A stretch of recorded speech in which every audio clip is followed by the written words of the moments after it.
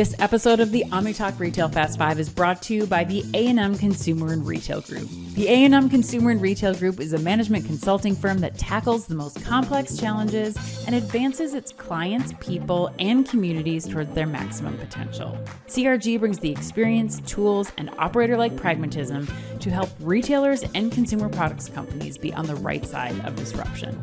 And Miracle, the catalyst of commerce. Over 450 retailers are opening new revenue streams with marketplaces, dropship, and retail media, and succeeding. With Miracle, you can unlock more products, more partners, and more profits without the heavy lifting. What's holding you back? Visit miracle.com to learn more. That's MIRAKL.com. And Corso. Your stores are full of data, but are your teams acting on it? Corso turns retail data into personalized daily to-dos that drive sales, reduce waste, and improve execution. No fluff, just action. Help your managers focus on what matters most.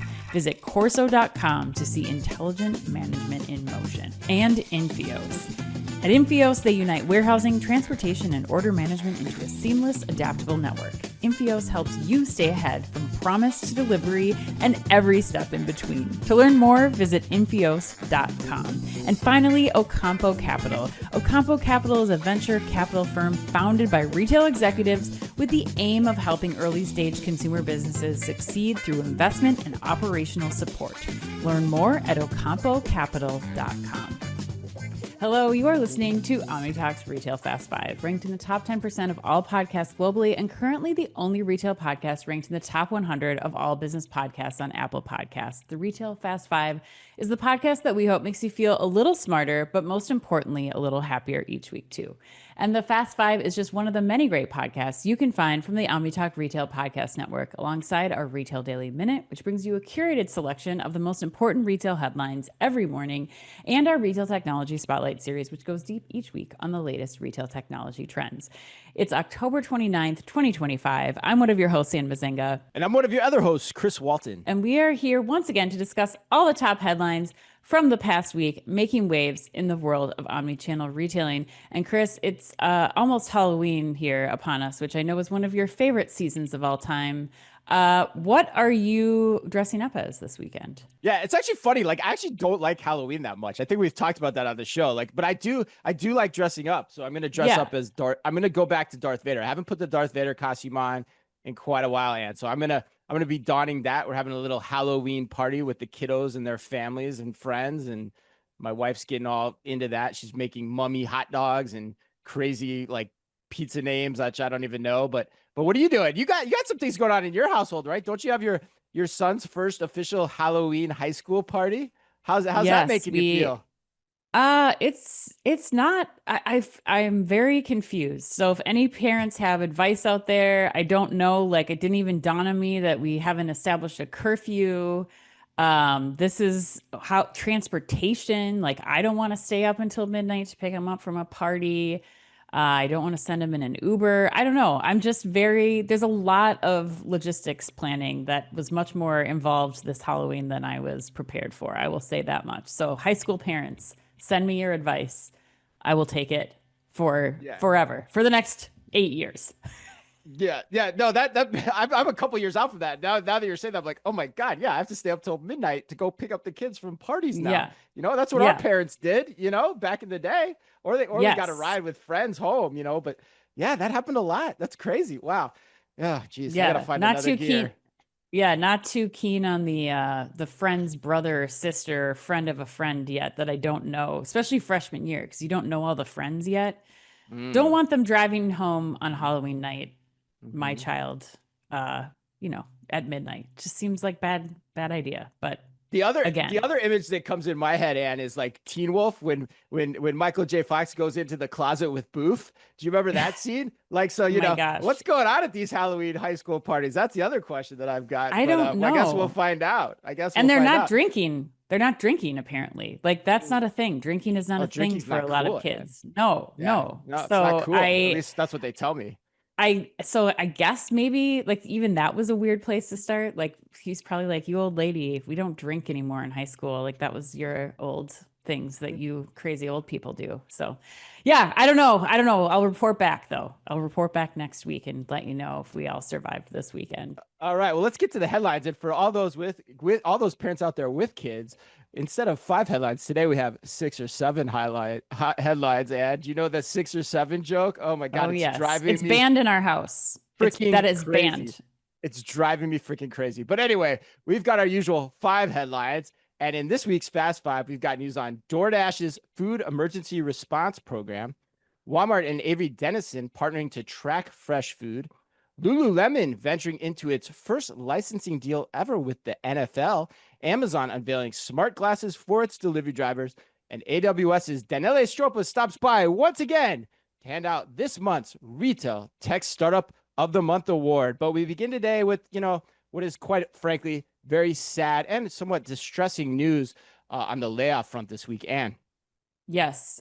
For those of you who are somehow unaware of the news that we've heard about the last several days, especially Amazon and Target have executed sizable layoffs yesterday. Chain Store Age reported that Amazon eliminated approximately 14,000 of its roughly 350,000 person corporate workforce, the largest workforce reduction in Amazon company history. And in an effort to, quote, operate like the world's largest startup, end quote. Meanwhile, Target has also said that it planned to cut 1,800 roles across the company, or roughly 8% of its corporate workforce, citing, according to incoming CEO Michael Fidelki, quote, too many layers and overlapping work, slowing decisions, making it harder to bring ideas to life, end quote. Chris, what words of wisdom do you have in the wake of all of this layoff news? Wow. Well, it's hard to know where to start. I mean, first of all, I want to express my sympathy for anyone that was impacted. And pretty much anyone at these companies too. I think you have to think about it in that way too, and the one thing I always think about, because I went through this in 2015, the last time Target had a really big layoff. And, my boss at the time said, for a lot of these people, for a lot of the workers, at Target particularly, and, I think this is true of any company, particularly if you work in a regional city like we do in Minneapolis, a lot of times it's like being asked to leave your church. And so it can be very hard and very trying for a lot of people. So my heart goes out to them. When I step back from it and try to make sense of it all, I think it brings up a lot of questions for me. Is it coincidental that these announcements happen on the same day? Yeah, probably. But could it be a sign that there's more to come throughout the industry, especially as you look at macroeconomics and the AI factors that are at play? Yeah, potentially. I think that's the real reality here. And then the other point I'd bring up is, it makes me look at, how are these announcements communicated? And, it's 2 very different approaches. Amazon being very transparent and saying AI is a factor. Not having worked there, I can't really comment on what that, means for the culture there, or, how the employees are going to take it. But, I look at that in contrast to what, Target CEO said and what you did. And the big question I have there is just, how can you come out and say that when you were the CFO and the COO who was in charge of basically financing and greenlighting that organizational structure throughout the organization, and yet you and the former CEO are still around and still leading the company? So that just doesn't ring true to me very well. And I wonder if the culture honestly can ever recover from that when you get down to it. But, I don't know. I hope he takes feedback well, and I hope he brings in some people then that can help him to rejuvenate the culture and can get the spirit of Target alive again. But I think it's going to be a tough road ahead for sure. Yeah, I mean, the first thing I would say is please reach out. Target, yes. Amazon, people, we are so fortunate, one, in being able to show you that there's life after the corporate jobs, which I think you're hearing a lot right now, probably. But this could really be the launch pad to something entirely new. And OmniTalk Retail is 100% an example of that. But also, we've built this network, and I'm so ready and here and willing to help however we can. Write a recommendation. We've been fortunate to get to know so many of you. So, number one, that offer stands as long as you need it. So please reach out. The second thing that I'll say, Chris, I think in response to what you said, is that I think that the real issue is likely that companies are still structured and roles still exist based on pre-AI days. I mean, I Yeah. don't know that we've seen a layoff like this Yeah. in a long time. And it's kind of to me reminiscent of when, e-commerce first came online. However, in the e-commerce days, that was like starting entirely new groups or, kind of spreading New people companies. across. Yeah. Right. So I think that what we're really seeing and unfortunately is a reality of AI being so much a core component of how businesses are operating more efficiently. We're gonna see layoffs because there's the ability for automation to replace some jobs that humans were doing. My hope is that we do start to see opportunities come from this too. But it will require that, some of us pick up and learn new things or take on new types of roles. But the I think the most important thing for all those listening who are affected by these layoffs is that you still very much have core skills that you've developed that will help you hopefully be agile and learn how to work with big major retailers like Target and Amazon, and that there still will be a place for you. But I think that to me is the biggest tell is that, we have to restructure our businesses to include AI as a part of the workforce. And hopefully things unfold that open up new opportunities for people. Yeah, well said, well said. Yes, and for everyone listening, yes, please reach out to Ann. Please reach out to me. We're here to help. That's partly why we started OmniTalk was to help people stay informed of how the industry was changing, and that so we could be a help, in that regard. And my number one piece of advice, Ann, too, whenever I meet with folks in this situation, and you and I've met with both of them a lot over the years, is like, make your next move where you're trying to move water. You're going with the flow of water. Don't try to go to a company where you're moving water uphill anymore. That's always a tricky thing. So I think, as people are looking at what's next, that's a key litmus test, I know, for you and for I. So, all right, well, let's go to headline number 2. DoorDash has launched an emergency food response program. According to Chain Store Age Again, DoorDash is launching an emergency food response program, including free delivery for its Project Dash food bank and food pantry partners nationwide. It will also partner with leading grocers to waive delivery and service fees for an estimated 300,000 orders for SNAP recipients. The move comes in response to the ongoing government shutdown as the U.S. Department of Agriculture posted a notice on its website saying federal food aid will not go out November 1st. And the Trump administration has also said it would not tap roughly $5 billion in emergency funds to SNAP benefits funded through the next month. And this story of DoorDash responding to help SNAP recipients caught your eye this week. Why?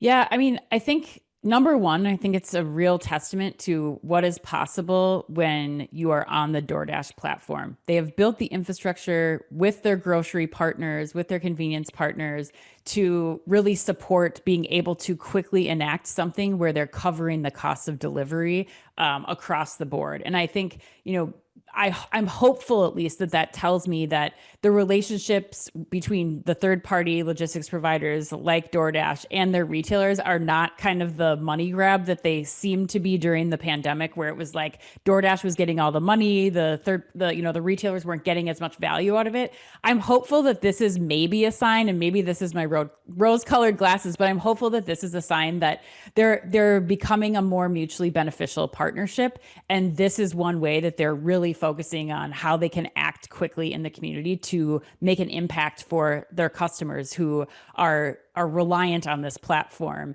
And I think that's where the third part comes in that I think is most important, is that they are developing a relationship with their customers right now that I think will stand the test of time. The fact that, a lot of the people that are on SNAP benefits don't have access to a car and can still get, in their food desert communities, they still have access to nutrient rich products like produce, like other grocery items, because DoorDash and its retail partners are making this still available to them at no cost for delivery.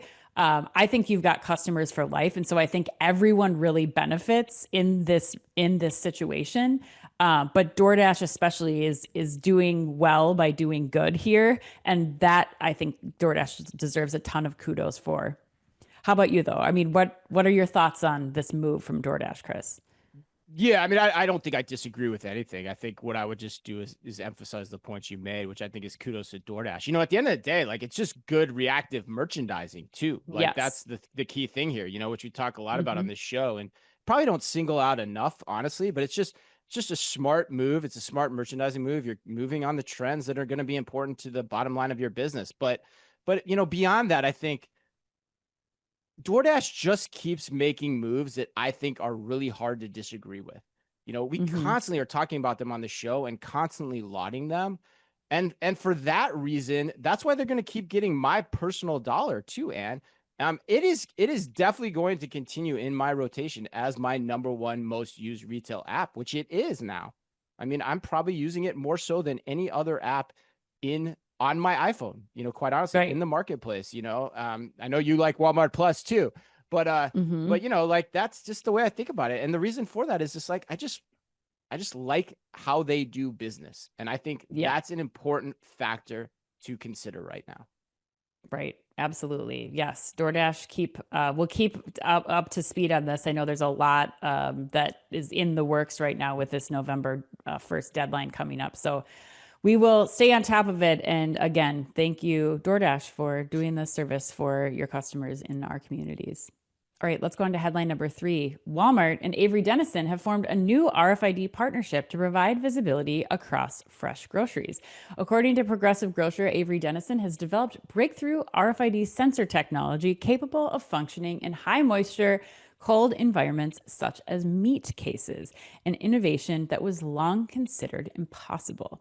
Avery Dennison's intelligent labeling solution is being used across Walmart's meat, deli, and bakery departments, giving every item its own digital identity for real time freshness and expiration data.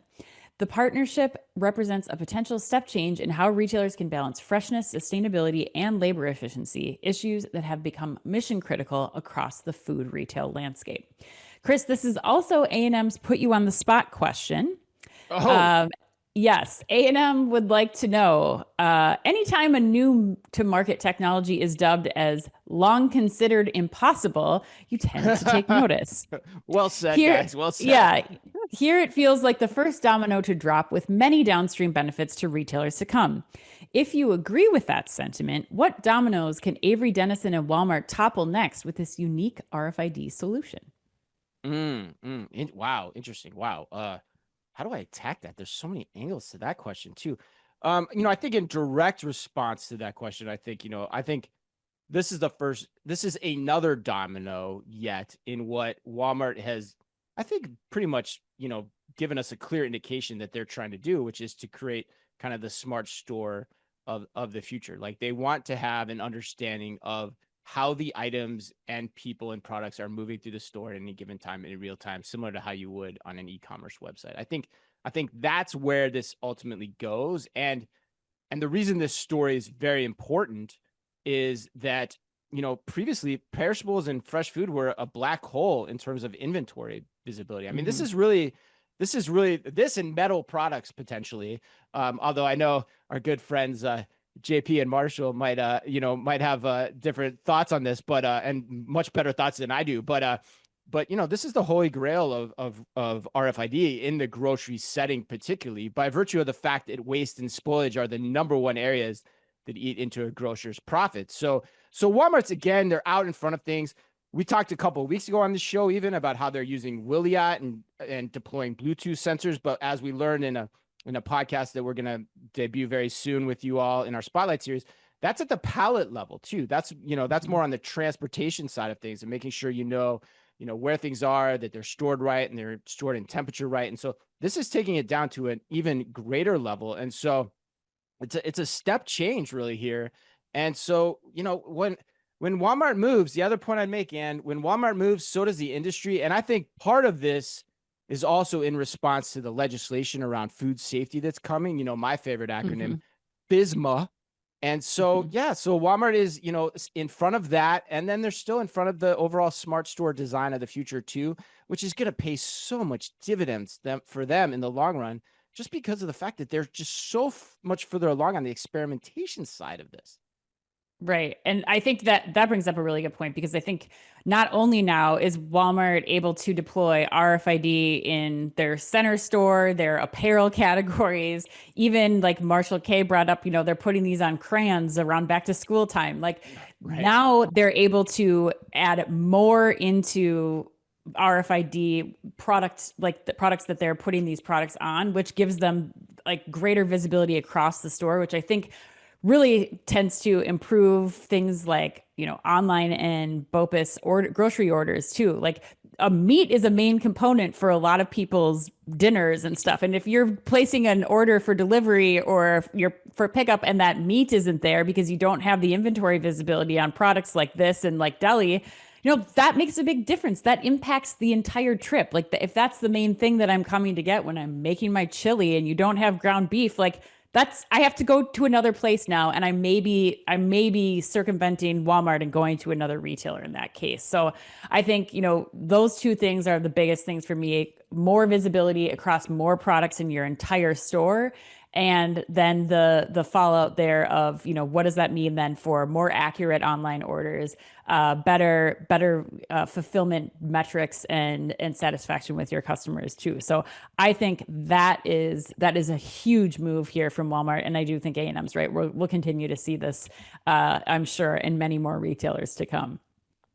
So yeah, so there you have it. We have the Venn diagram for you, Ann, of Walmart Plus, RFID, and chili making. That's That's the, right. that's the key takeaway here from this headline. That's fantastic. Don't stop me from making my chili. That's the key thing here, right? Yeah, but I bet people want to stop me from eating it. All right, let's move on. Let's bring Daniele onto the show to share this month's October's Retail Tech Startup of the Month.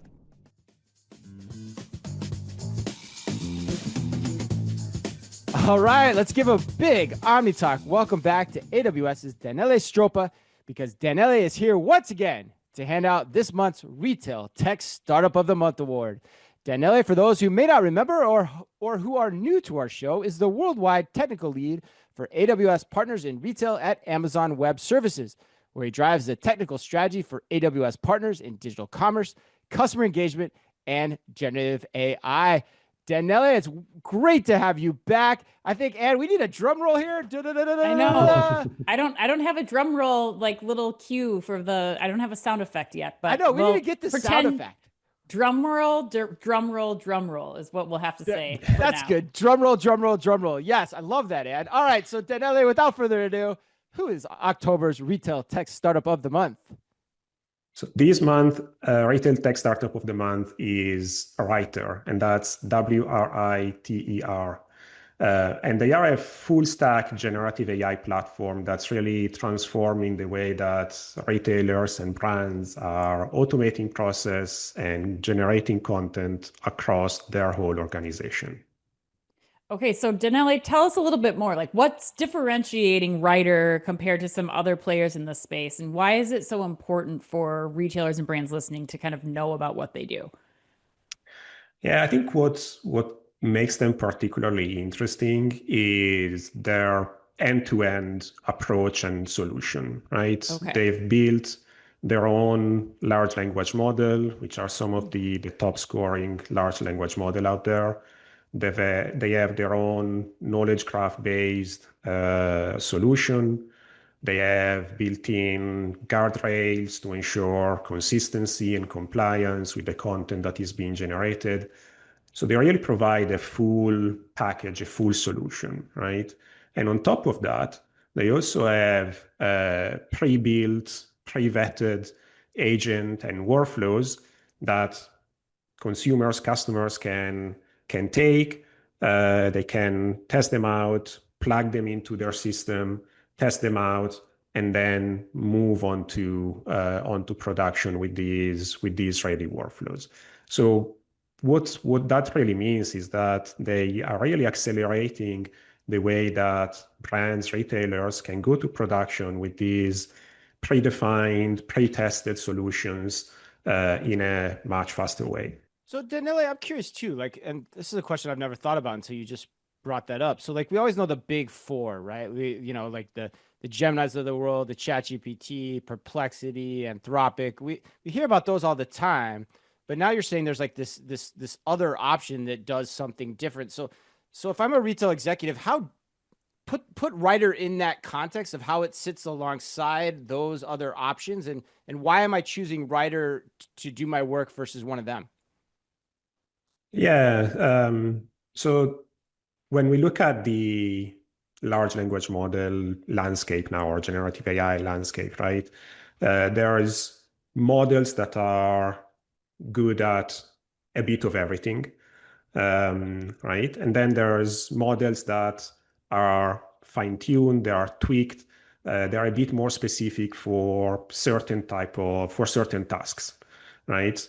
This is what Writer has done, right? They have models that are more specific for certain tasks. And as I said, on top of that, they have these pre-built solutions, pre-built templates that are specific for an industry, right? So they have agents specific for retail and consumer goods. They have other industries there as well. But this really means that this is specialized, specific solution for this industry. They said they are pre-vetted and they are pre-tested. So it's really almost as a plug and play solution that an organization can take and utilize like that. Got it. So if I'm an executive, what I'm taking from that is that it should enable, the specialization is the key word there, and it should enable me to go faster and with more certainty or accuracy in the result I'm trying to ultimately get from using their solution. Correct. Yeah. Okay. All right. Awesome. Well, you heard it here first, folks. The October start of the month. Writer. Thanks, Daniele. Thank you. Headline number 4, Lululemon is partnering with the NFL to release apparel for all 32 of its teams. According to CNBC, this marks the first time the retailer has offered officially licensed products for the NFL or any of its franchises. The collection, set to launch Tuesday, will include both men's and women's apparel and accessories with NFL team symbols. Some of Lululemon's most notable products, including its Steady State men's franchise and women's styles such as Define, Scuba, and Align, and you might have to tell me what the hell those even are all part of the collection. And I'm curious, do you think Lululemon's partnership with the NFL adds or detracts from its brand cachet? I don't think it detracts from it. I actually don't hate this idea. I think as long as they keep it online.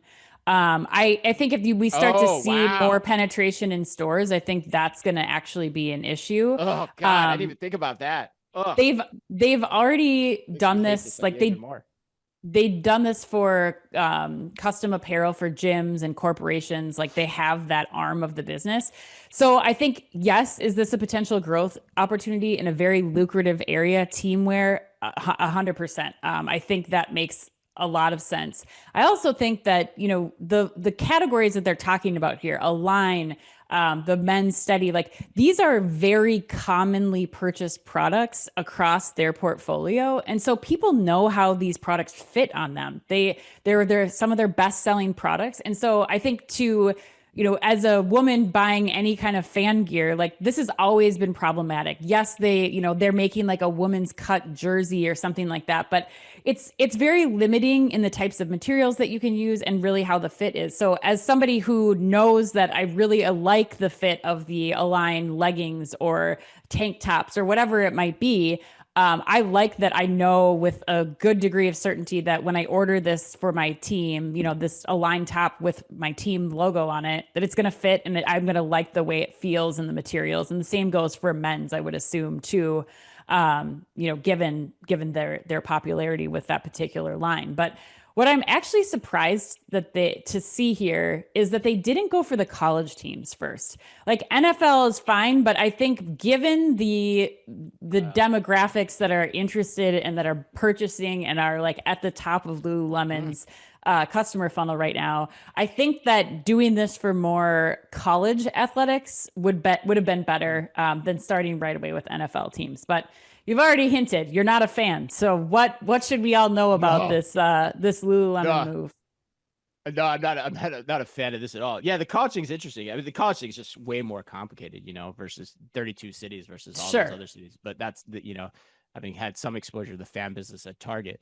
Yeah, I don't like this move at all. And I never even thought about the fact that I could walk into the Lululemon down the street from me and see Minnesota Vikings gear in it, which just makes me want to Ralph. Like, I just don't like that idea at all. And then you know what? I happened to catch the Joe Montana and his family ad on my Facebook feed this morning as I got up, and I was like, I can't even tell that's Lululemon stuff. It just looks like garden variety, like NFL apparel. And I was like, why do I care that Joe Montana, his wife, and his 2 kids are in Lululemon gear? Like, I don't get that. But so anyway, that aside, I just think it cheapens the brand. I mean, you put the NFL logo on everything. And down the road, like, yeah, sure, the short-term revenue gain, it might be nice, but the NFL is going to force you to compete at some point with the business of some other athleisure company down the road. And so they're either going to take the business from you or squeeze you in terms of what you're expecting here in the future. So I think it's a really short-term move. I think it's short-term designed to juice the revenue. And I think it's further indication to me that Lululemon is kind of having an identity crisis right now in terms of what it wants to be. And I think once you grab that cachet position, you got to do everything you can to maintain it. And I think an NFL broad-based partnership just doesn't make sense to me. Yeah, I don't know. I think it's worth the test for sure.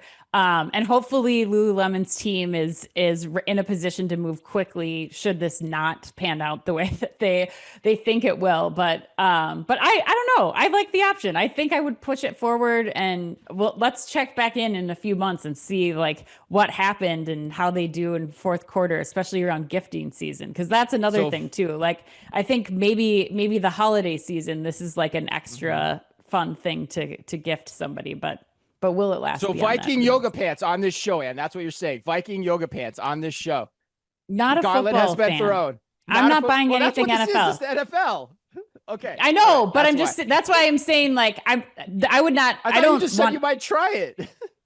No, I'm saying, like, I would try it for other, like, I can see why somebody would try this in the sports categories. If they did Timberwolves, if they did NBA, if there was Timberwolves gear, 100% I'd be all over it. Okay, mark it down. All right, cool. Yes. All right. Yes. All right. Let's go to headline number 5. Amazon unveils AI smart glasses for its delivery drivers. According to TechCrunch, Amazon announced on Wednesday that it's developing AI-powered smart glasses for its delivery drivers. The idea behind the glasses is to give delivery drivers a hands-free experience that reduces the need to keep looking between their phone, the package they're delivering, and their surroundings. The e-commerce giant says the glasses will allow delivery drivers to scan packages, follow turn-by-turn walking directions, and capture proof of delivery, all without using their phones. The glasses use AI-powered sensing capabilities and computer vision alongside cameras to create a display that includes things like hazards and delivery tasks. The retailer is currently trialing the glasses with delivery drivers in North America and plans to refine the technology before a wider rollout. Chris, are you buying or selling Amazon's AI glasses for delivery drivers? Oh, man. The more I think about this, I'm selling this one hard. I mean, and I see potentially like a big class action lawsuit down the road. Like, oh my God, really? For example, yes, 100%. Like, how do any of us know the long-term implications of wearing glasses like this every day for 8 hours a day? Like, I can't even imagine the waivers that are needing to be signed just to test this, because we can't know that, right? There's no way to know that. This technology just now exists. So for that reason, I'm actually hopeful. Usually I throw shade at these types of things, but I'm hopeful that this is more of a tech PR announcement than an actual thing from Amazon. And history, if we look back at Amazon's history, it is littered with stories like this. The dash button comes to mind. So while the efficiency benefits might be there, I'm hopeful that the actual implementation of this idea at scale is a long, long way out. Because I posted, when this story came out, I posted, like, do you remember like Hot Shots with the washout from Hot Shots? Like, his eyes are like, he couldn't see anything. Yeah. Like, I mean, that's why I worry about that. We're going to have all these people walking around the country who can't see anything anymore. Like, we have no idea what the implications of this are. I don't No, I mean, you have so many people buying the Meta glasses now. Like their stock shot I up. want to wear those. I don't have to wear You those 8 hours a can. day. You can, but I think like I don't know. I think this is the number one thing that I hear right now from retailers and teams working in the field is there are too many devices. They have way too many things that they have to carry around. It's become prohibitive to them getting things done. So I think that this is a wearable that I would actually be testing. I like that, it's not all I have not tried this. I'm going off of the GeekWire journalist who did a test with this and did a trial simulation with it. But I mean, to be able to hear in your ear, like this property has a dog, watch out for that. This is like, there's steps here, whatever, like just any of those things, most of all, to be able to scan the picture of the package with, just being able to tap your eye and then go back. Like, I think that there's a lot of benefits that this could provide them. My hope, to your point, though, is that they are collecting continuous feedback on this and that this is something that, they're going to be reacting to when they're hearing feedback from drivers of how to make this better. This is definitely not a technology, given what you just said, that you can just put out into the field and wait to hear feedback versus soliciting continuous feedback from the people that are using this day in and day out. Yeah, I mean, from my store manager days, the one thing I remember is, and I don't know if it was the number one cause of workman comp issues, but it was definitely a major cause of workman comp issues was like repeatable actions, repeatable actions that your body is taking. So in this case, you have your eye being asked to repeatedly adjust to the scanning of a package, which that's my eye. Like, I don't want to lose my eye. I don't want anything going wrong with my eyes. But I think they're just taking the picture, right? Like they're just holding the thing up and they're taking the picture. I thought it was also to locate packages in the truck. I thought that was part of it too. There right? is right? That is like a AR overlay that they're to help them more quickly find things. So yes, that part is. So if my eye is having to repeatedly adjust to an AR overlay, buyer beware or user beware. I think that's what I would say. I'd be taking some big precautions if I'm signed up for that test. Chris Walton is not going to demo your product, Amazon. He will not be in that trial group. All right, let's go to the lightning round. Netflix is bringing back Stranger Things, but in a new strategic move, the finale will be available in select theaters versus just on streaming devices. Will you go see the finale on the big screen, Chris? Ooh, at first I yes and no. I think I'll watch it at home first, and then I'll go see it on the big screen.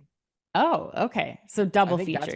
You want to see both of them in both spots. Yeah, for sure. And it also depends on how good it is. So then, if I like it, then I can go to the theater. If I think it sucks, I can save my money. That's my plan, Ann.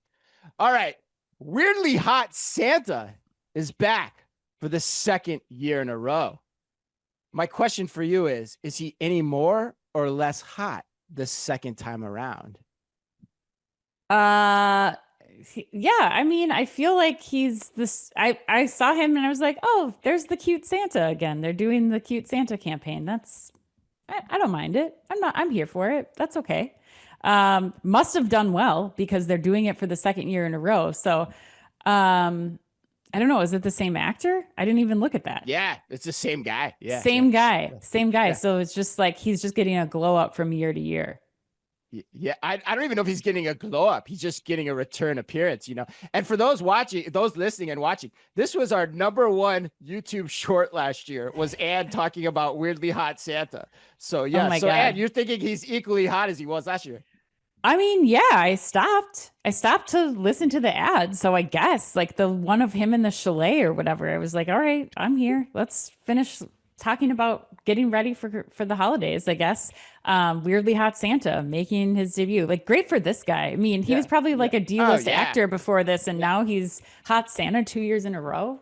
Congrats, so Ed, you're telling our audience you want to ride in Weirdly Hot Santa's sleigh tonight. That's what you're saying. That you would not object. I don't know if I want to ride in a sleigh. I'll keep the space between me and the TV screen glass here. I don't know that I feel I don't know that I'm riding in a sleigh, but I'll be here to listen to what he wants to pitch me for Black Friday at Target for sure. Fair enough. All right, Chris. As we mentioned earlier, Lululemon is now licensing product with the NFL. Does this make you want to change where you're sourcing your Cardinals gear? No, absolutely not. And more so because of the Cardinals, because the Cardinals are terrible. They're atrocious. Okay. I'm a Okay. lifelong 30-year fan of them, and they're terrible, and it's so depressing. So I don't even want to talk about this anymore, Ann. All right, Red Bull is reportedly dropping a 2025 advent calendar this year. The calendar will include 24 cans of various flavors and cost between $45 and $50 reportedly. When was the last time you had a Red Bull? And when you did it give you wings, Ann? Probably college. I mean, I No think way. I don't think I've had a Red Bull since then. There's since college. I don't Really? think, I mean, I honestly cannot tell you that Wow. I've never been a fan of the taste of it. It's always been I was never into Red Bull to begin with. So I would much rather do a coffee drink or something else, or an espresso martini. That would be my go-to instead of a Red Bull and vodka or anything like that. It's not my jam. Never has been. Really? Wow. Never So you will. never had like the late night at the bar and you're like just struggling to keep up and you're like, I need a Red Bull and vodka. No, I think I would go for like a soda of some kind, like a Coca-Cola or Diet Coke or something. That would be my go-to. And I'm dancing usually by that point, so I don't need any more caffeine. I'm just using natural endorphins to keep me going at the bar. So that's if I've made it out that far, maybe my son will take on my genetics and he'll be partying until midnight this weekend. Who knows?